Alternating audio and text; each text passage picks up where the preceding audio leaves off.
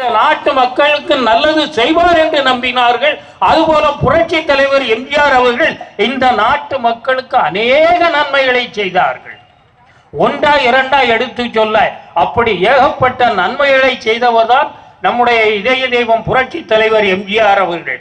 ஒரு சமயத்திலே சென்னையிலே கோடம்பாக்கம் சாலையிலே சென்று கொண்டிருக்கின்ற பொழுது இந்த ரிக்ஷா தொழிலாளர்கள் மழையிலே நனைந்து கொண்டு நடக்க முடியாமல் கிடுகிடுகிடு என்று ஆடிக்கொண்டிருக்கின்றார்கள்.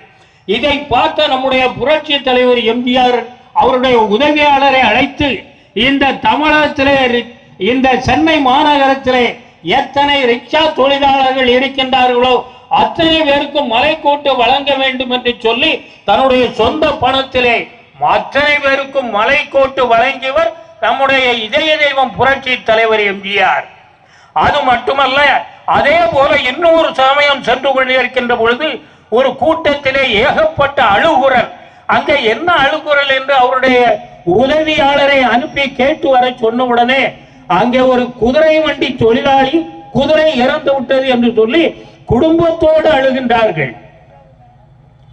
அப்பொழுது அந்த உதவியாளர் வந்து சொல்லுகின்றார், இந்த குதிரையை வைத்துத்தான் 10 ஆண்டு காலமாக இந்த குடும்பம் பிழைப்பு நடத்தி வந்தது.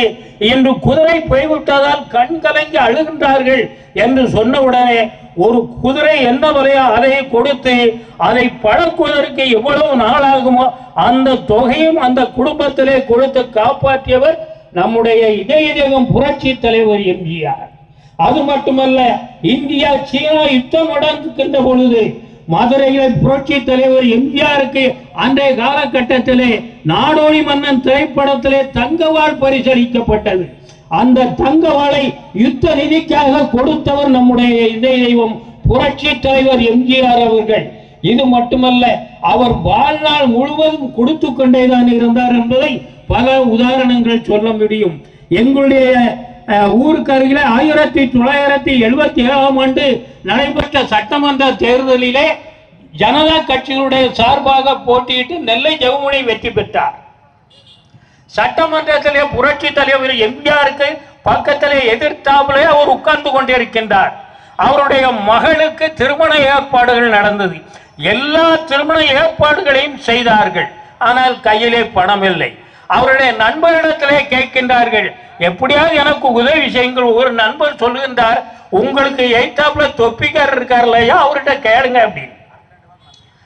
அப்ப இவர் சொன்னா, அவரை எய்த்து தானையா பேசி இந்த அரசியல் ஜெயித்து வந்திருக்கேன், நான்